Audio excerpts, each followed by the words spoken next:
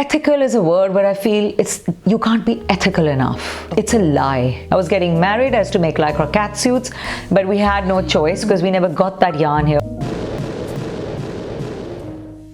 And there were just a few of us, and Delhi, Mumbai were one, India was one. I don't know if I could, I don't know what my big dream is, frankly.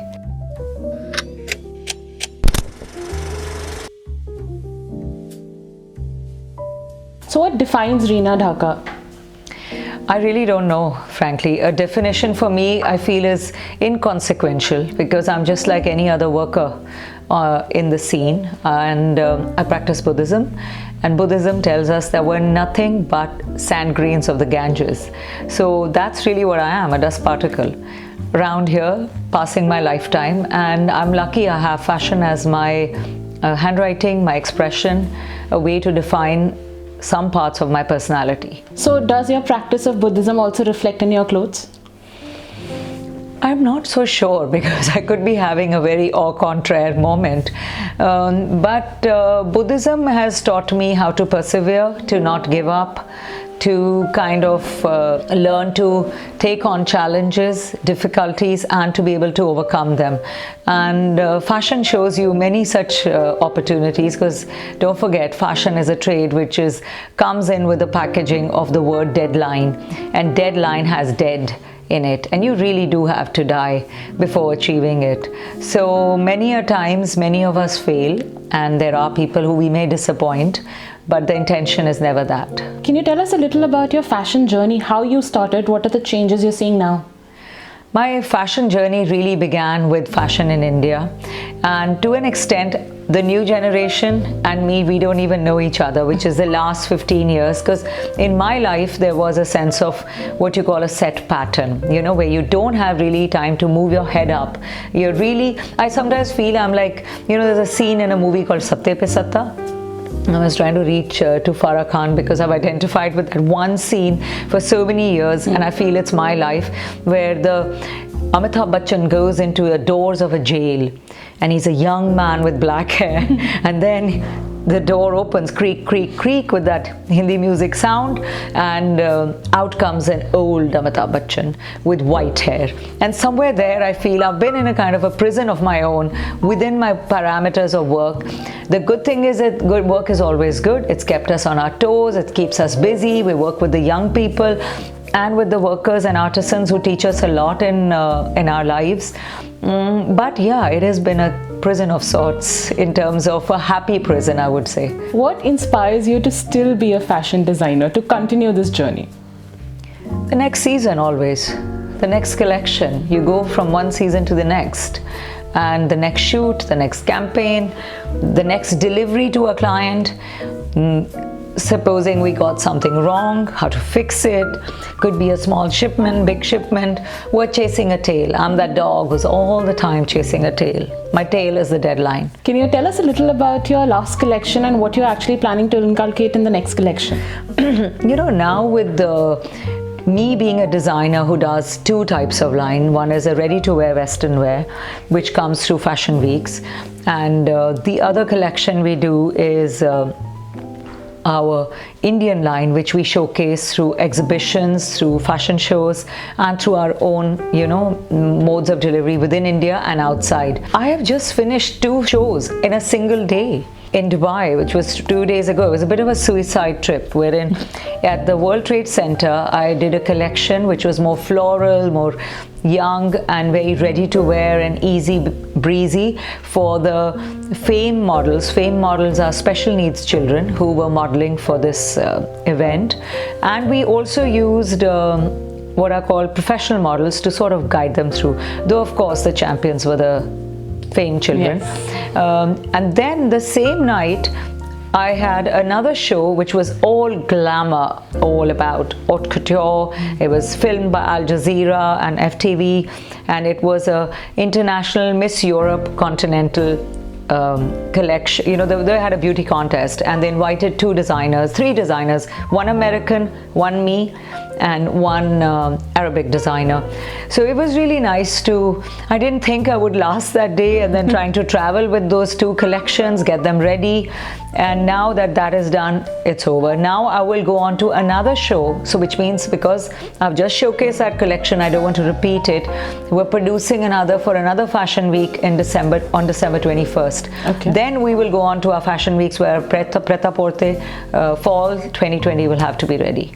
My God, you're like absolutely scheduled. We keep making capsule collections because at least in the category I can't command anymore the situation which was there. Today we are very much saturated with great talent from all over the world. People have amazing choices, so they keep us on our toes.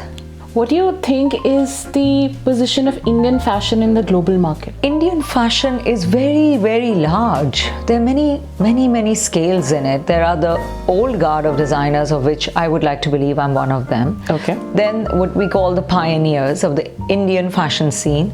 And then there is a middle guard wherein the middle industry came in. And then there is the contemporary, which is it's too far widespread. The younger designers are showing us the way. Some of them are very sorted and organized in the past 15 years. They're regulars at the trade fairs. They're well represented by agents and they are well distributed. So I think I would give credit to them because they are my pioneers for the Indian design scene being seen all over the world right now. So when you say that you were one of those who actually started when the fashion industry just began in India. How do you feel exhibitions, trade fair and fashion weeks have helped you? Do you think there has been a change, or what do you feel there should be a change in the fashion weeks? So fashion weeks have become, in India we create our own categories. Okay. I mean, showstopper is not a word from anywhere. I don't know who coined it, frankly. And then one fine day, one actor probably got used. I don't know if it was me or whoever else, because the lycra churidar was my invention. Oh, wow. My necessity created it. I was getting married, I used to make lycra catsuits, and my catsuit, I said, oh, let me grow it, because I was getting married myself, and my churidar was so big, and I was really fashion ki mari then. It was the world's best moment when I came around. It was late 80s, early 90s, and there were just a few of us. And Delhi, Mumbai were one. India was one. We designers went all over the world. I mean, of course, our thunder got quickly taken by the Miss Worlds. They came. Sushmita, Aishwarya won. Then the next one won. Then the next one. So that became another big industry as a result of it. And then, of course, Shah Rukh Khan came and he started going all over the world and dancing. I mean, every correlated industry stepped on each other.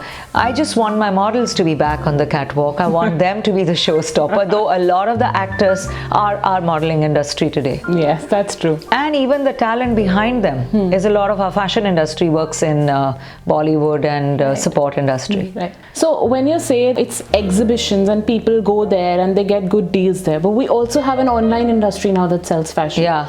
What do you prefer? Because you belong to an era where you've actually seen fashion growing.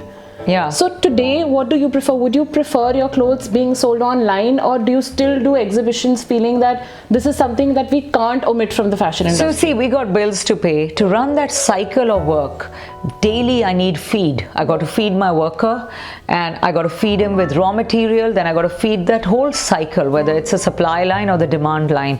And for that cycle to run, we need constant cash flows, or not cash or whatever, inflows.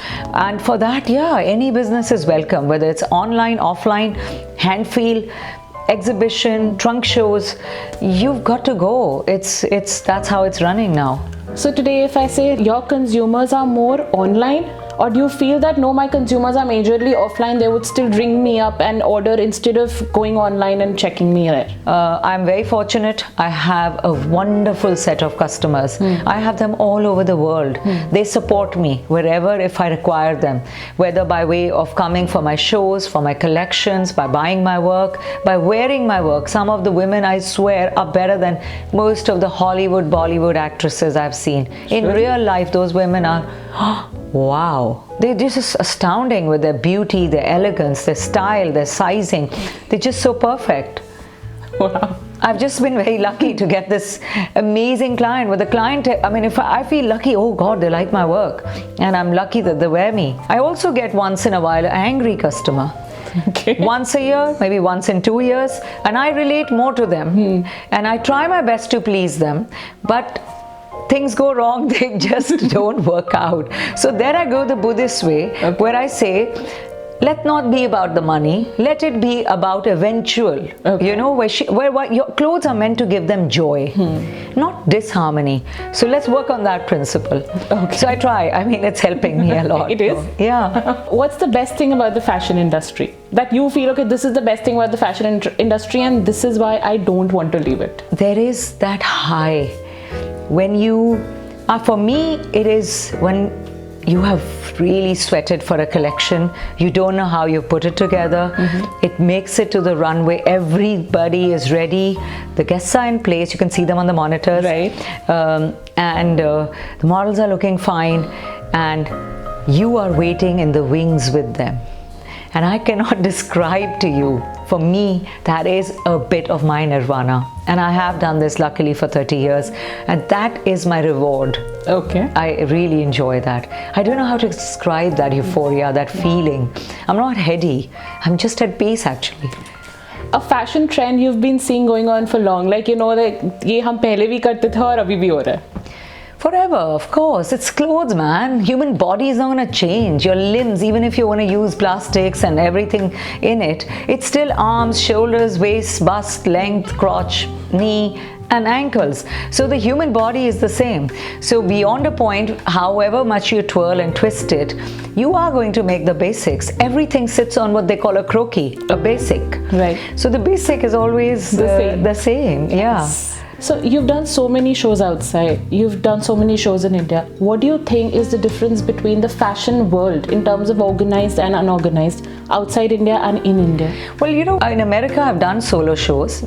Miami Fashion Week, which I won also an award. I got the Best Designer Award 2004 there. I didn't even know there was a jury. It was a very powerful jury actually. And I was traveling with Sabyasachi for that show. The only thing with the shows abroad are smaller in scale because they're costlier. Everything is so much costlier. We in India have a great expanse, and in no way are we less in doing shows. Yes, when I've seen the haute couture collections of the greats like late Alexander McQueen, John Galliano, yeah, their spending is very different. It's huge. Their sets are big. Chanel, look at them. They can create anything. Where do even our movie guys who have huge budgets can't create that kind of sets? Right. So you can't compare us. Just compare the ideology, the fact that there's one more of us and this is our idea. But we can't be compared to the West. No, we don't have their funding. We don't have their technicians. We don't have their buyers. We don't have anything like them. Yes, but India makes them. There is a bit of India in each collection you see anywhere on earth. As much as I've spoken to so many designers, they always say that India from the very beginning has been sustainable. Yeah. It has from the very beginning been very rooted. Yes. What do you feel about Indian fashion being sustainable and ethical? Well, ethical is a word where I feel you can't be ethical enough. Okay. It's a lie. Okay. You can try. That is all I would say. When someone says we do ethical fashion, we're all trying. This red piece I've shown you is ethical fashion. It's a fabric made by Liva, and this is ecological. It's carbon free, whatever, fiber free, and it's organic. And I don't know the percentage, about 97% of it. It's a rayon fiber, but it's biodegradable. Okay. And it's organic. I've also worked with a very early cotton company called Shop for Change, who do farm to fashion basically. They grow with the Vidarbha farmer, then they send it to a mill in Calcutta, and then they get you the cotton. Only it's 5 times the price, and the customer doesn't care for it. Right. And then there is now, I'm working of course a lot with Indian government, the Khadi. Khadi is, ecological, yes, and it's environmentally friendly, but also still expensive. And no two small yardages will match. So there are all these discrepancies on how to market it. But yeah, it's a good thing that now we're getting aware of it. May not happen ASAP, but next 5-10 years, it will happen. Poly bags got banned. There is little, but you need to give an alternative. You're going to ban it. What is the option for that guy to package it? Right. So there's no alternative right now. Yeah, so there is apparently, because I was on a chat on UN and the United Nations on Environment. They invited me. Of course, there was lovely Dia Mirza and the United Nations spokesperson. So I spoke about my end of my trade, wherein I said, what about plastics, and you want to ban it, but give us an alternative which is as price friendly, because an Indian exporter is competing with China.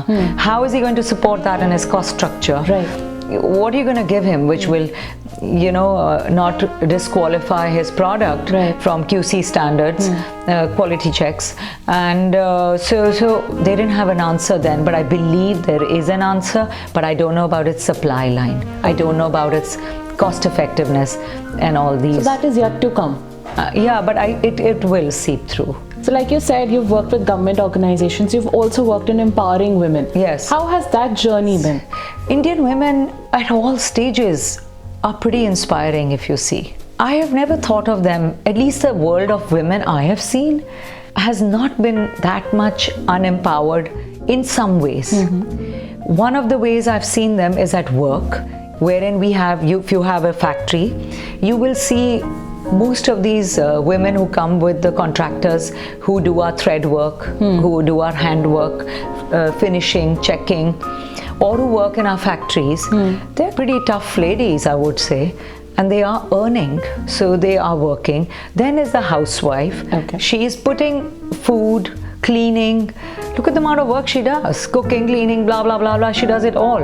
I mean, if I have to cook and clean my house one day, I would definitely think what I do is way easier. Okay. In comparison to what they do. With their limited means, they manage to do it. So I think a life of an Indian woman is quite admirable because she's strong. Okay. And when it comes to her due respect, yeah, of course. That I think is a personalized equation because it varies. Okay.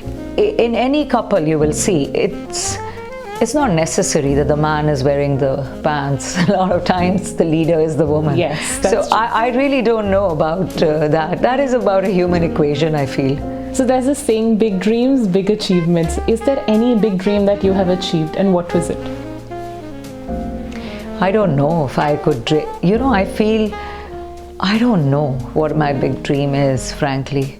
I don't know what an achievement is. I think it's a daily struggle, frankly, for me, my big dream. To pass my day, to come home and sleep a good night's rest without the fear of waking up with an astounding email. Okay. I'm not so sure if I have any more such. So when I entered into fashion, we didn't have a roadmap. We didn't even know where the journey was going to take us. There was no fashion in the world too. There was High Street and there was Chanel, but in Saint Honore or in Bloomingdale's in America. So this whole design industry came up with us. So yes, today I would love to be able to showcase my work or have people want to wear my work all over the world, but I want to send a message. Okay. I'm conscious today. I don't want to anymore just work for my personal fame and glory. I want it to be about the hands which work with me. Okay, more about the people, the workers involved in it. I don't know how to structure it, but it is a kind of a wish to go there, to not just be what we say Hinayana, but to be a Mahayana, wherein you don't go alone in your journey, but you take a whole bunch of people along with you. Having won over a disease like cancer, something that brings literally jitters to people, how has that changed you in your aesthetic, in your overall view in life? How do you see yourself as a person before and after that? So we have these one-worder kind of games. So it's just like one word, you have to answer in a word. Had you not been a designer, what would you be? I'd love to be a gardener. So when you were growing up... Oh, no, I have another role. I'd love to be a dancer. A dancer? Yeah, I love dancing also. A skill you could never master? Oh, the tech. I'm shit at it. I'm scared of technology. A hobby you still continue? Oh my God. I don't really have that many hobbies left. Daydream, watch TV, eat and lie down and eat. Okay, I don't have a great hobby. A celebrity you'd give a perfect 10 to? If I can say it on television, I don't think there's anybody perfect, frankly. I truly believe the celebrity is definitely way more than any of us.